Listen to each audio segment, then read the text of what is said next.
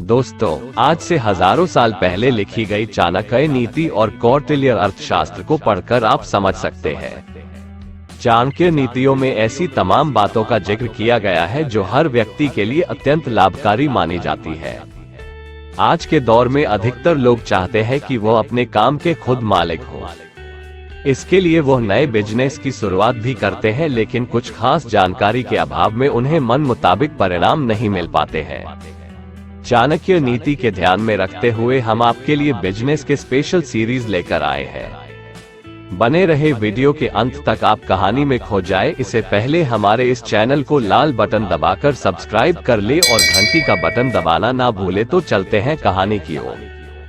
दोस्तों, चाणक्य की तरह ही इस दुनिया में बहुत सफल फिलोसोफर हुए हैं, लेकिन शायद ही कोई ऐसा ग्रेट फिलोसोफर आपको मिलेगा जो धर्म, अर्थ, काम, मोक्ष सबकी बात एक साथ करता था और इन्हीं सब बातों के बीच में छिपी होती थी अपनी कंपनी को बिजनेस जगत में ब्रांड बनाने की टिप्स भी। चाणक्य ने 6000 सूत्रों के साथ कौटिल्य अर्थशास्त्र को लिखा था और 350 सूत्रों के साथ चाणक्य नीति भी लिखी थी।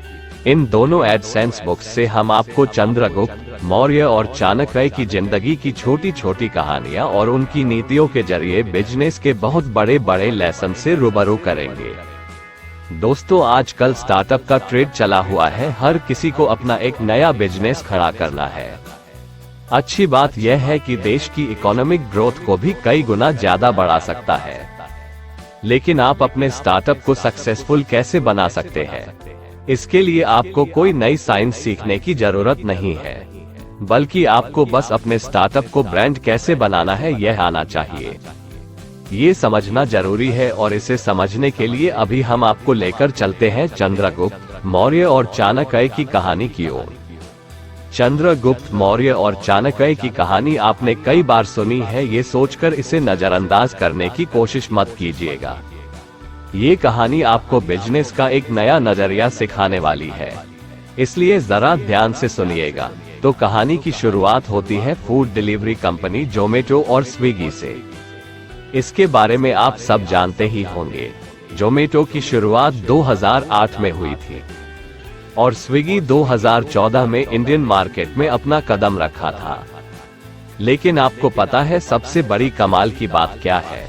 फाइनेंशियल ईयर 2022 का डेटा ये बताता है कि जोमेटो ने 2022 में 4192 करोड़ की रेवेन्यू जनरेट की और वही स्विगी ने 5705 करोड़ का रेवेन्यू जनरेट किया। इस कंपैरिजन की राज क्या है?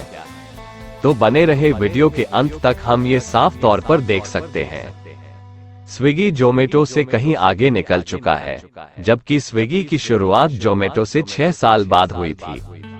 अब आप अगर बहुत ध्यान से इसे समझने की कोशिश करेंगे तो आप ये समझ सकते हैं कि जोमेटो और स्विगी दोनों ही कंपनियां एक ही बिजनेस मॉडल पर काम करती है।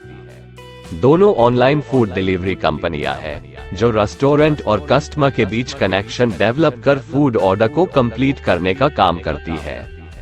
जब जोमेटो की इंडियन मार्केट में शुरुआत हुई थी तो जोमेटो को टक्कर देने वाला कोई भी कॉम्पिटिटर नहीं था। जोमेटो ने पूरे 6 साल तक अकेले इंडियन मार्केट में राज किया और बहुत अच्छा मुनाफा भी जनरेट किया।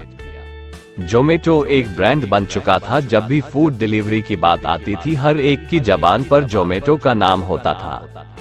लेकिन 2014 में कहानी में एक नया ट्विस्ट आया और वो था स्विगी। इंडियन मार्केट में एक online food ordering company Swiggy ने भी कदम रखा। इनके फाउंडर श्री हर्ष मजेटी, नंदन रेड्डी और राहुल जोनामनी, जिन्होंने बेंगलुरु से अपने इस स्टार्टअप की शुरुआत की थी। स्विगी का फाउंडर अगर सोचा होता जोमेटो अपने आप में एक बहुत बड़ा ब्रांड बन चुका है, तो क्या आज स्विगी का नाम किसी को पता भी नहीं होता।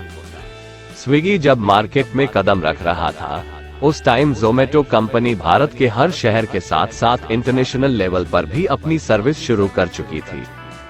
Zomato United Arab, Sri Lanka, Qatar, United kingdom, south Africa, New Zealand, Turkey, Brazil, Indonesia तक अपने कदम आगे बढ़ा चुका था।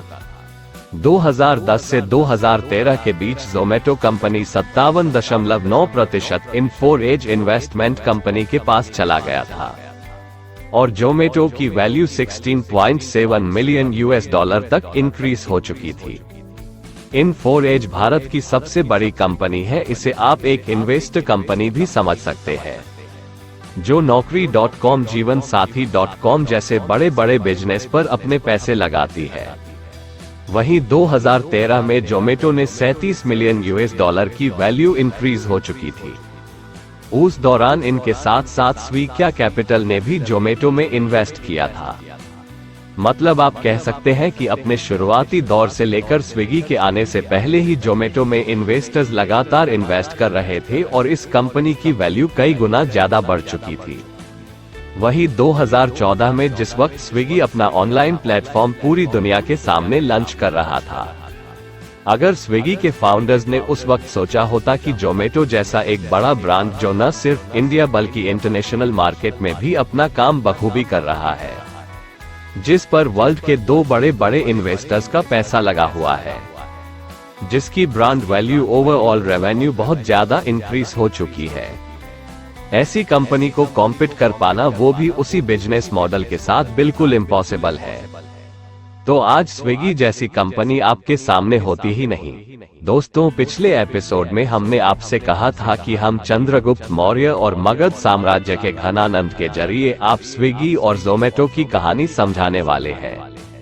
बस फिर यहाँ पर स्विगी को चंद्रगुप्त मौर्य और जोमेटो को घनानंद और नंद वंश समझकर देखिए। जैसे चंद्रगुप्त मौर्य ने लीडरशिप के साथ एक बार भी ये नहीं सोचा कि मगध उस समय जम्मू द्वीप का सबसे बड़ा शक्तिशाली साम्राज्य के सामने सिकंदर की सेना बड़ी बड़ी रणनीति सोच सोच कर बना रही है और टक्कर लेने से कहीं न कहीं डर रही है।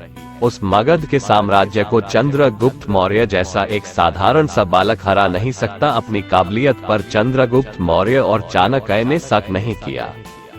उन्होंने मगध की भव्यता नहीं देखी बल्कि अपनी क्षमता को और ज्यादा स्ट्रॉन्ग बनाने की कोशिश की, और यही काम स्विगी ने किया। स्विगी ने जोमेटो का फैला हुआ मार्केट नहीं देखा, स्विगी ने जोमेटो की range, overall valuation, total revenue और इन्वेस्टर्स किसी तरफ ध्यान नहीं दिया।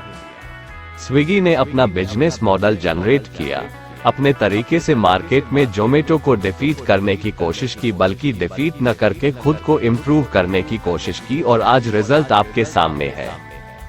2022 के फाइनल ईयर का डेटा बताता है कि स्विगी जोमेटो को पीछे हटा चुका है और आज भी बेहतर होने की तरफ काम कर रही है।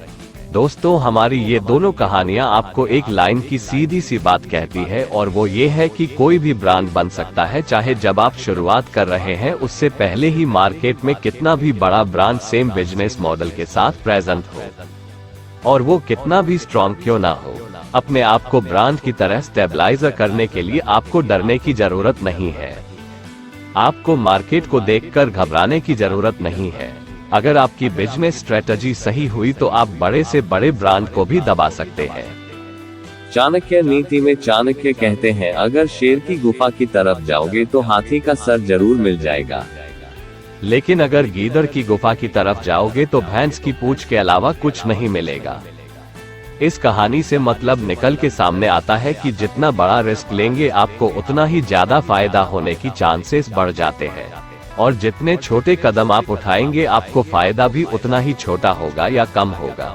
दोस्तों, हमारा ये कहानी कैसा लगा आपको कमेंट करके जरूर बताएं, और अच्छा लगा हो तो एक लाइक कर देना। आप हमारे चैनल पर नए हैं तो सब्सक्राइब कर लेना मेरे प्यारे दोस्तों। फिर मिलेंगे आपसे अगले वीडियो में, तब तक आप लोग हंसते रहिए, मुस्कुराते रहिए और खुश रहिए। जय हिंद, वंदे मातरम दोस्तों।